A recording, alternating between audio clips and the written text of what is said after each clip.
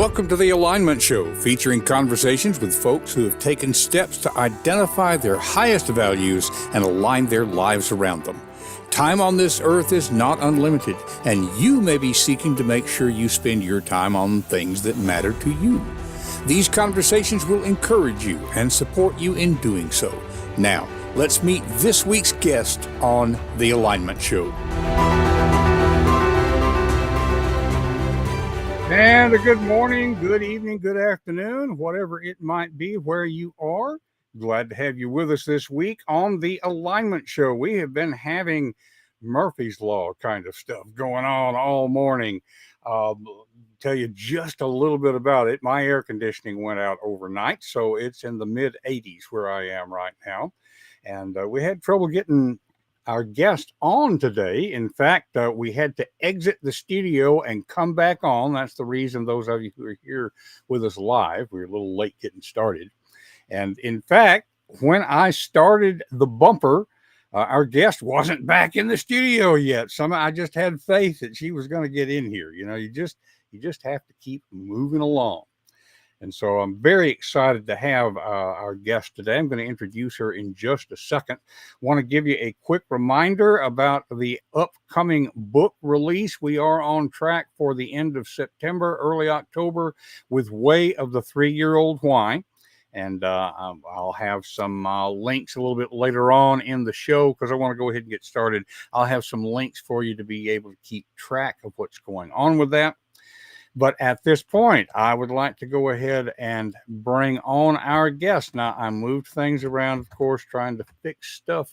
So I've got to find my material here again. Yet more Murphy's Law. I'm going to tell you how I met Peg Duchesne. She and I are part of this group you've heard us mention several times on this show, the Go-Giver Success Alliance. And Peg was one of the first people to greet me. She's always impressed me with her warmth, her ability to communicate, but to put the spotlight on other people. That is an amazing ability in and of itself. And so to give you a little bit of background here, we know that words matter. I've already mentioned her name. My podcast guest this week is Peg Duchesne. She's a communications consultant and relationship marketing specialist. She is known as the message therapist.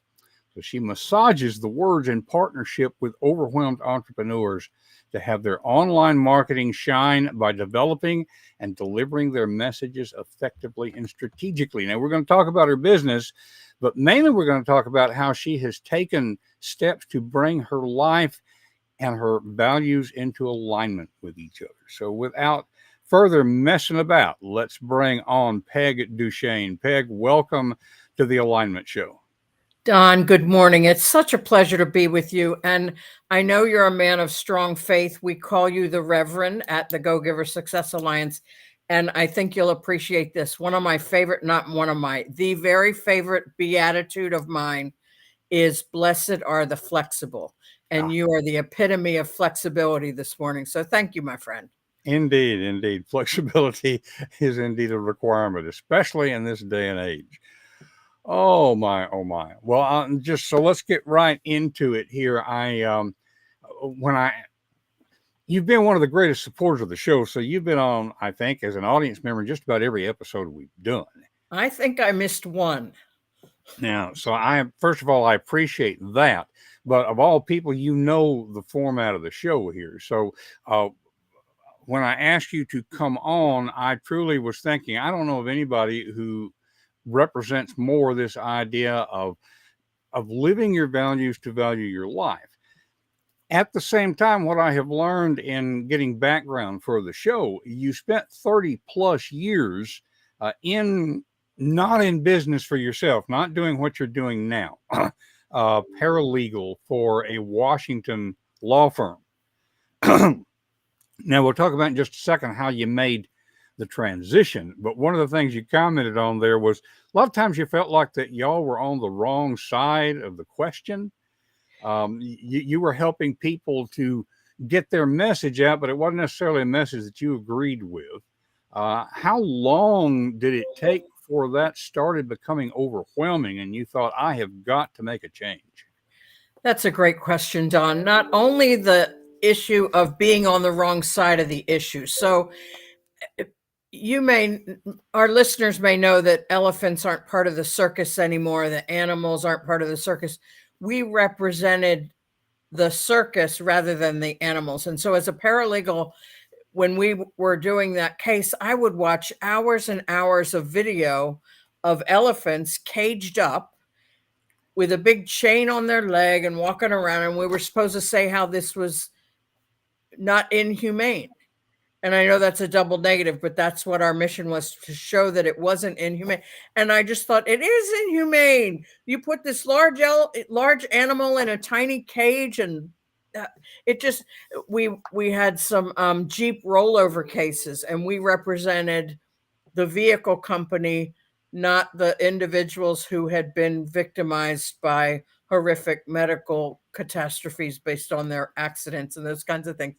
So it wasn't immediate, but it was just day in and day out and long hours. And for 3 decades, I worked for a variety of different law firms in Washington, and often felt like I was on the wrong side. And so one night I was leaving the office with 10 minutes to spare to run 2 blocks down the road to catch the last subway train out of the city. And I just thought, there's got to be a better way. And so that's how I decided to turn in my notice and leave. And at the time, Facebook was coming on. I was fascinated by that, the interconnectedness of people and the online presence. And I wanted to know more about it. And so I left, and I'd always been a pretty decent wordsmith. So I wanted to learn more about Facebook and social media and what it was all about, and took a part-time job at a web design company to be their project manager, and learned more about the business and the industry before I totally broke off entirely independently and started my marketing company. So that's sort of the long and short of how that came about. Okay, Thanks. and I mean that's wise planning. You didn't just jump off the edge. It's like, okay, I want to make this change. I see. Gosh, I don't know what the percentage here would be, but there are a lot of people who think, I hate my job. I don't feel like I'm doing what I need to be doing, but I got to pay the bills. It's familiar. They do not. They don't have whatever it takes to make the change. But then there's another chunk of people who will say, forget this, and they'll jump without a parachute.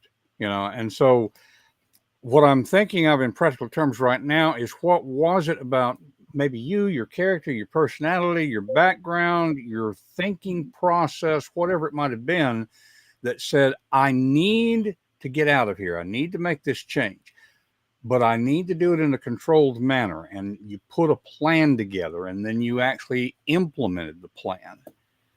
What enabled you to do that when so many people are either stuck or they do it unwisely?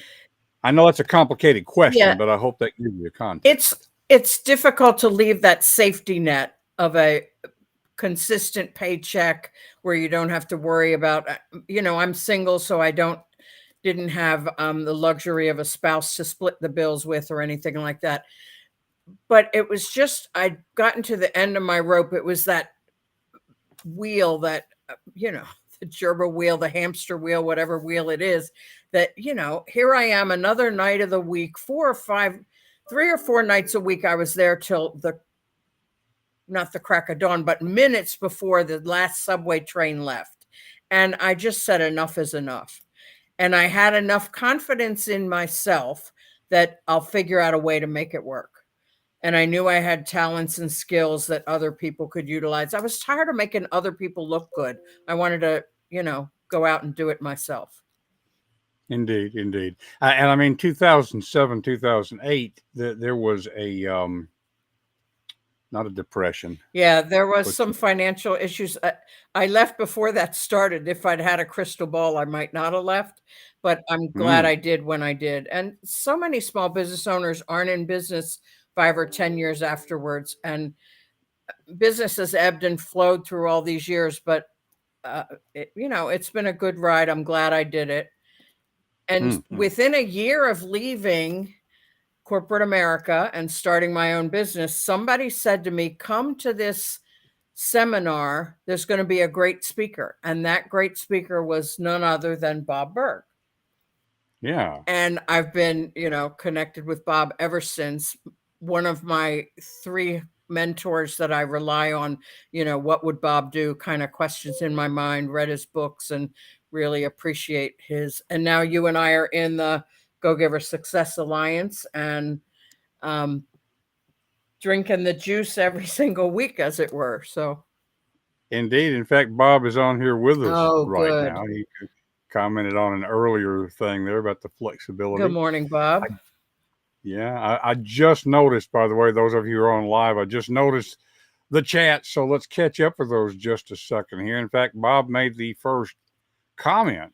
Looking forward to this discussion between two of my all-time favorite people. Thank you so much, Bob. Glad not only that you're here and for your support. Another one of our great friends, Jeff West. Blessed are the flexible. Yes, indeed. Love that. And so here we are talking about Bob and the group, and indeed a mentor to so many of us. And so that would have been about 2009, 2010. So 13, 14 years. Yeah, Wow. I started my company in 2007, and I think it was late 2007 that I met Bob. The Go Giver had not been published yet. I believe he and John David Mann had written it, but it hadn't yet gone to print.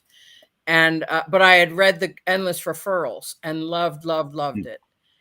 And I Indeed. also had Bob's book about knowing people's names and how to remember names, because the first time I met him, a crowd of 250 or so people, and he said, if I just met you for the first time, stand up. And about 30 or 40 people stood up, and he said, Mr. Smith, nice to meet you, have a seat. 4 or 5 people. And then he said, Miss Duchesne, pleasure to meet you. And I'm like, not just first names, last name. Mm-hmm. And the next day had the opportunity to see him. And he pronounced it right. Exactly. And the next day I saw him again and back of the lobby drinking coffee, came up and said, didn't I just meet you yesterday, Peg Duchesne, right? And I'm like, how did you do that? And knowing people's names and being able to recall them is one of the ways that you build rapport in relationships. And so that book about names and this referrals book, which is the basis for the Go Giver story, were two of my go-to Bibles when I started out in business for myself. Oh, absolutely. Absolutely. And we'll make the point quickly that although it is business focused, it's business as a part of life. I mean, there's just good life principles that we're talking Yes, about indeed. there. Here's another one of our community members here, Joy Harris, saying hello, Peg. So morning, Joy. Thanks for being here, Joy. And just a couple of things competing in my head to get out of here just real quick. When you were talking about, I'm single, before you completed that sentence, what I was thinking was, yeah, if I was single, I could take more chances. But then what you were talking about was, I'm single, I don't have anybody else to depend on. It's like two sides of the coin. There's one of those things. It's not what happens to you, but what you think about what happens to you that determines your experience. I thought that was just such a great insight right there. But then there's also, you are diversified in your income. I mean, everything you do focuses around your values, but you're not doing just one thing. Let me, a little bit ahead of what I usually do, but let me go ahead and mention a couple of the things that you are doing. Now, let me find my connections here. One of the things that you are engaged in is a business called Send Out Cards. I'm putting the link on the screen for folks who are with us on video. If you are hearing audio only, it is duchesscards.com. Now, Peg's last name is Duchesne, and I'm sure you get called Duchesne, and you even That's say how I that know how to spell it, right? That's how it helps people know how to spell it. But then it's just a whole lot easier to just say the Duchess, and it fits. It fits. So Duchess cards.com. And that fits in with this idea of connecting with people, because it's truly a great way of connecting. Tell us just a little bit about that before we look at your other activities. Happy to do so, Don. So one of my values that I try to live out each and every day is gratitude. And when I learned about send out cards, I thought, what a genius way to send joy and gratitude out into the world. So it's an online greeting card company that gives you the ability to create a card or use a stock card. So envision yourself walking into the Hallmark store or the grocery store to the card section or whatever, but you get to create the cards yourself. We think now in this day and age, not so much back in 2007, but much more now, all the photos that are stuck on your phone and don't ever get out into the world. This is a great way to put a photo on a card and send it to the person. And 6 or so days later, they get a card in the mail that brightens their day. When was the last time you had a personal piece of mail in your box rather than, what we call junk mail? The Postal Service would call it third class mail. I'm the daughter of a postmaster, so postmaster's daughter. But a great way to send kindness out into the world. So it allows me to act upon my value of gratitude. And I've gotten a few of those cards from you and from Lisa Wilbur and Jason Jang, some of our other friends here. A lot of folks are making use of this. Really helps to make that personalized connection in an efficient way. So it's a great combination there. Another thing that you are doing is, and I've taken advantage of this before also, it's Crack My Code. I've got a QR code up here on the screen for that as well. But this is a way of, for folks who are not familiar with it, I would say it's similar to the Myers-Briggs Type Indicator or Clifton Strengths. There's several different ways to help you to understand yourself a little bit better so that you can serve other people more effectively. Is that a good way to kind of introduce it? It's a great way. So it's the Bank Methodology, BANK, Bank Methodology. Codebreaker Technologies is the umbrella company. And what I love about it is it's similar to DISC and Myers-Briggs and Strength Finders and some of those other methodologies, Colby assessment, those kinds of things. Instead of being psychology based, though, this is based on how you like to receive information.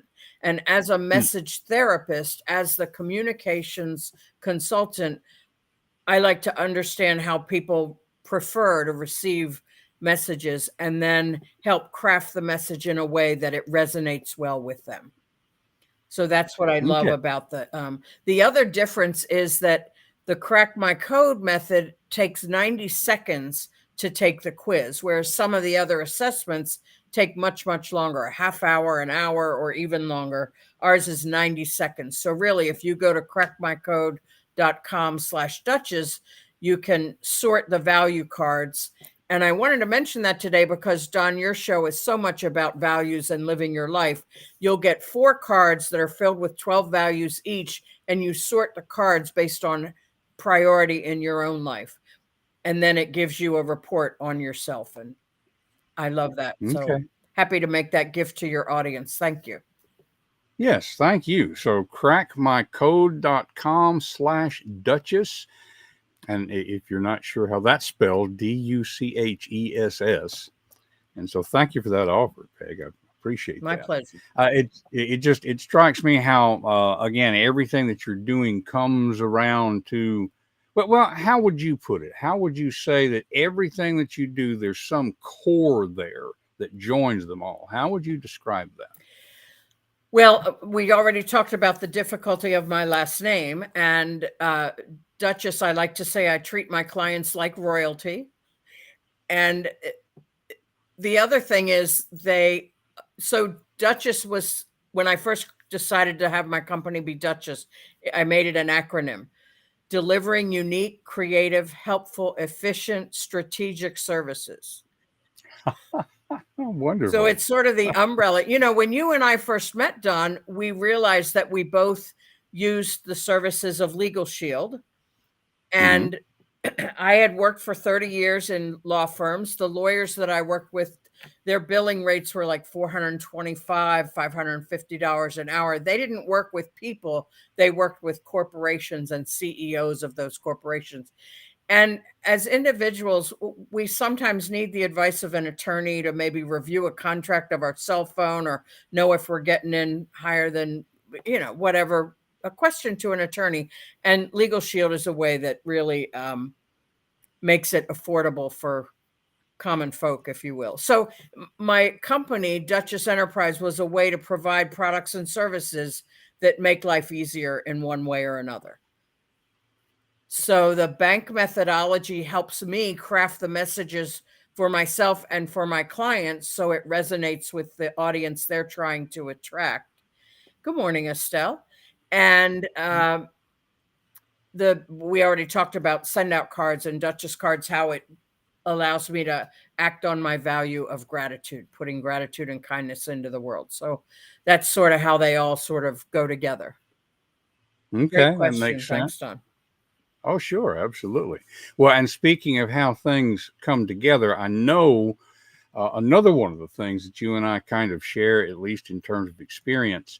It's been a few years for me. I think it's been fairly recent for you that you wound up being the primary caregiver for your mother for a period of time. And that I don't want to say that got in the way of business. It certainly was a factor in trying to balance all of life. I've got as longtime listeners know, I've got a severely disabled daughter. And then I dealt with my mother through Alzheimer's some years back. There's a lot of folks in our audience that have similar kinds of challenges in balancing all of the demands of life.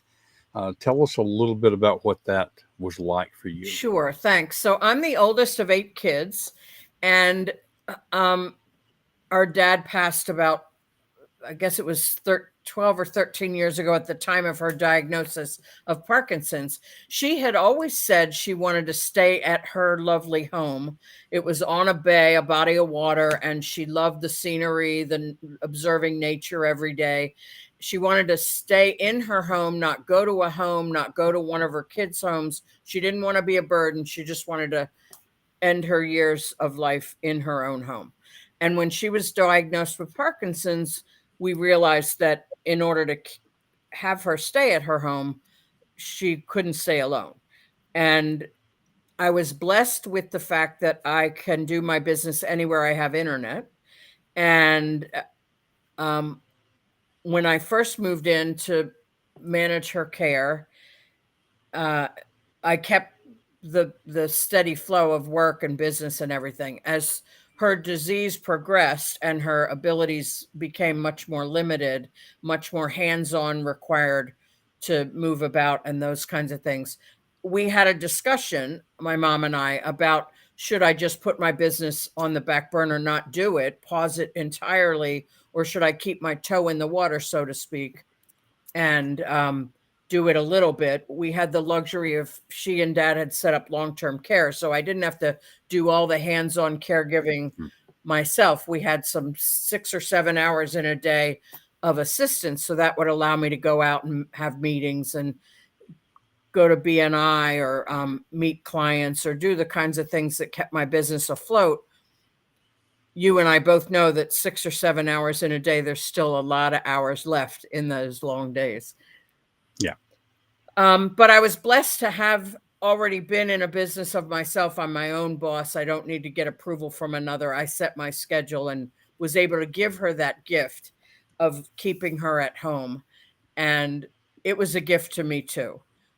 Lovely setting. I told her every day that some days we would laugh, some days we would cry, but we would get through it together. And I promised her every day we would have laughter and music. She was very much a music lover, sang beautiful alto harmony. And I was really honored to be able to give her that gift of my time so that she could have her wish of staying at home for the final years of her life. So, Mm-hmm. It occurs to me as we're talking about that there's likely to be people listening to this who are primarily listening for business purposes, we might say. And so as we're talking about these things that are outside of business, it's really an artificial division between life and business. I'm thinking that your business experience help to make the personal more meaningful, and the personal makes the business more meaningful. Is that getting a little too esoteric, or is there some practical stuff I think there? it's absolutely spot on. And if you don't live your life and work your business so that you can live your life, what's the point of working your business, right? If you don't enjoy Exactly. what you do, that's what I found at the law firms. I started to get to the point where I didn't enjoy it. And we had that conversation about being on the wrong side of the issues, but just, and there was the lack of appreciation. They were just like, well, you're just a paralegal, do it because I said so. And just all those kinds of things. So, you know, my values we talked about include gratitude and kindness and generosity and peace, but gratitude, thank a person for the service they provide to you. It makes such a difference in the circle of life for sure. Hmm. So, It makes a difference to them, but it makes a difference to the one expression, the gratitude. I mean, right. it just makes your life better. Yeah. Truly a win-win situation. Yeah. Well, as we're coming close to the end of our time here, I'm keeping an eye on the clock. Right. I feel like I have forgotten to ask about something. We've talked about so many things. Sometimes I can't remember what we've talked about with when we're off camera, when we're on camera. I know you've got several projects that you're involved in, and we've talked about the Crack My Code. We've talked about send out cards. You mentioned almost in passing about BNI. I know recently you helped to open a BNI. And for folks who don't know, BNI stands for, Business Network International. It's okay, and you helped to open one in Florida, I think, in right? And Florida, that's and not I live in Maryland. So I joined BNI in 2007 when I got out of corporate America and started working. I mentioned part time for that web design company. Both the brothers that started that web design company were members of different BNI chapters, and it was the way they got their clients and built websites for them. They had me go as a sub, and I saw the power of 20 some people getting together on a weekly basis and understanding each other's business and learning more about the needs and the needs and challenges of the business owners. And I thought, well, let me join BNI myself. So I did, 2007. And about a year in, the managing director of my territory in Maryland asked me if I would start teaching the success class. And that made me a BNI ambassador. And then a couple years into that, was promoted to director. And this was all part time while I was growing my business and serving my clients and whatnot. And have been involved for a long time, and recently, about 3 years ago, became a launch coach, starting new chapters from scratch.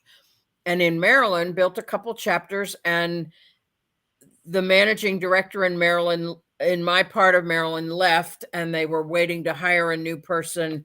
And it didn't make sense to build a chapter that you turn over to the managing director who does the training and passes them, gets them on their road to success when there wasn't one. And they said, well, we need help growing chapters in South Florida, Broward County. Would you like to do that? And I'm like, I live in Maryland. And they said the whole launch process is on Zoom and you can do it. And once the 20 or more members create the chapter, you turn them over and they get trained by somebody else. So um, my friend Wally and I worked together and built a chapter in East Fort Lauderdale, and now I'm working on a chapter in Parkland, Florida.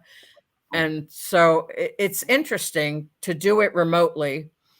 It's a little challenging because normally you would go to chamber events and network at other local areas, but the deal is that the growth coach shouldn't be the one out recruiting. It should be the members themselves that are building the team. And so it being this distance away forces me to train them to do the connections and collaboration that it takes and not to do it myself for them. So it's been interesting.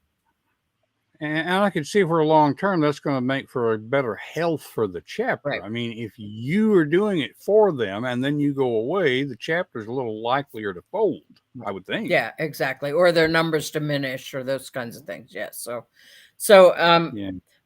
I talked about Bob Berg being one of my key mentors in my entrepreneurial journey.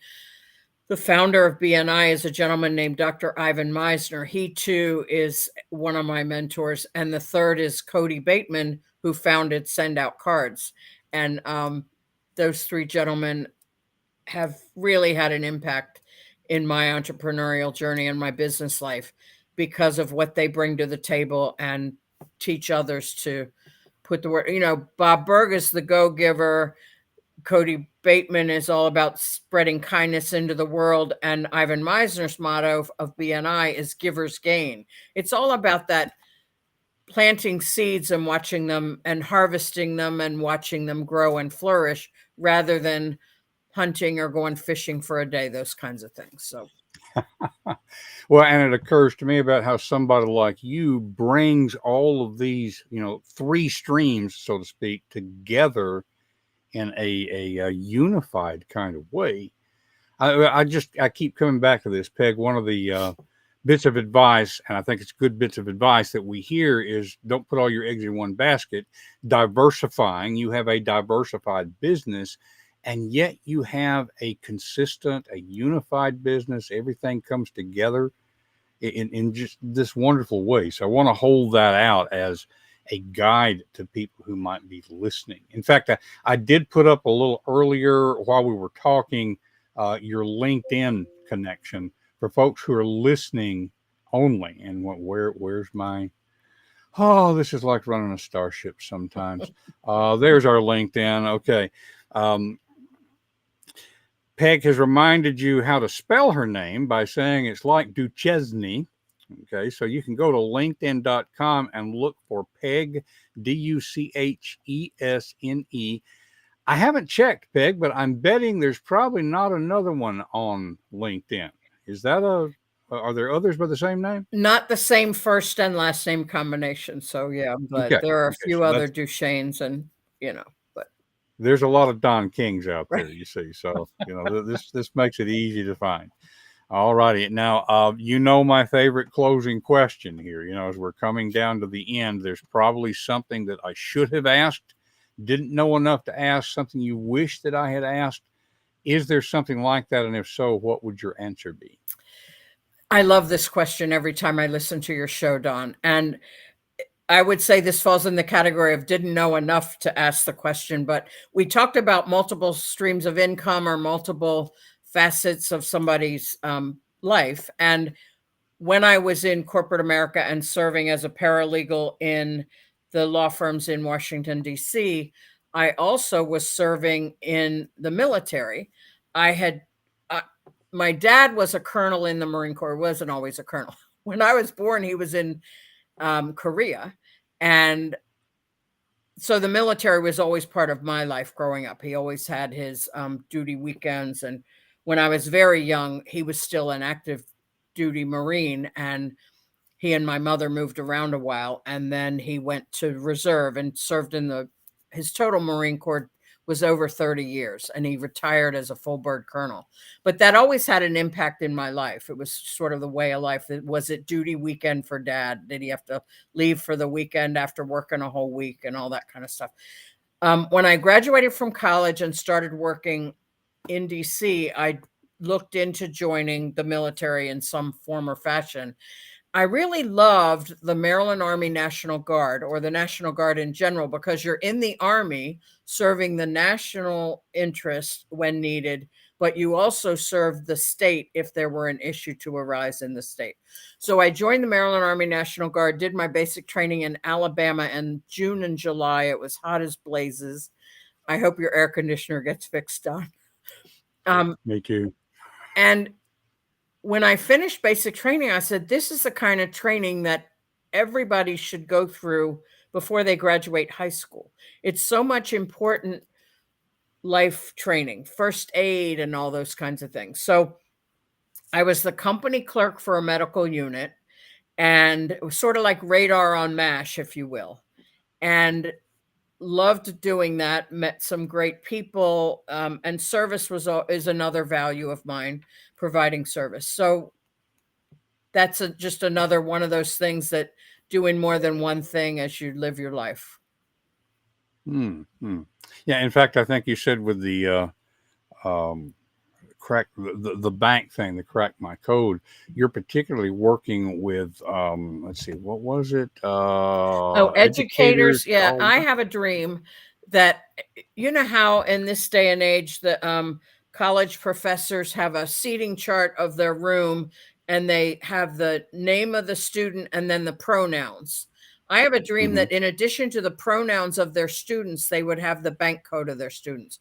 So my bank code is NABK. That stands for Nurture, Action, Blueprint, Knowledge. One of my values is friendship and making connections with somebody. So it's, we talked about me being the caregiver for my mother. It's no surprise that nurturing is my first of the 4 codes.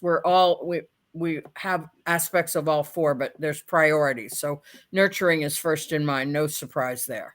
But yeah, I have a dream that teachers would have a better understanding of who their students are and how they like to receive information, because they would be able to teach more effectively. In a classroom where little Johnny or little Mary's sitting in a room fidgeting, and they want more recess, that's their favorite subject, they're probably in action first, and they need that kind of thing. But if you know the code of the students in front of you, you would be a much more effective educator, instructor, teacher, whatever. And so that's my dream, is to spread the word of bank to those who are educators and help them serve their students in a much more powerful way.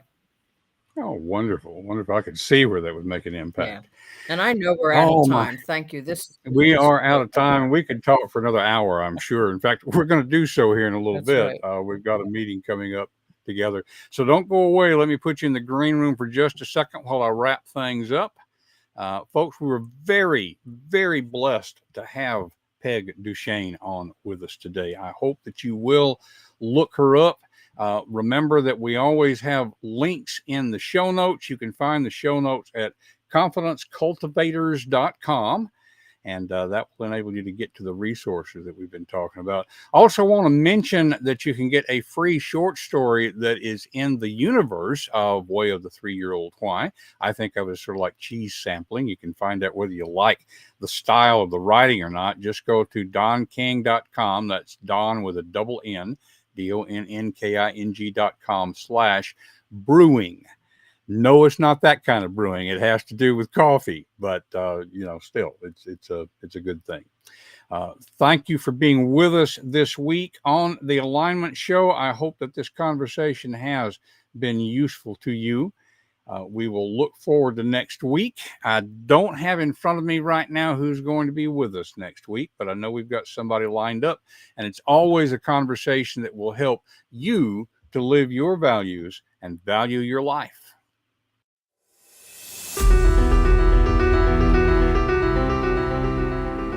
That's it for this week's episode of The Alignment Show. What has it inspired you to do in your own life? Whatever it is, take action now and take the first step.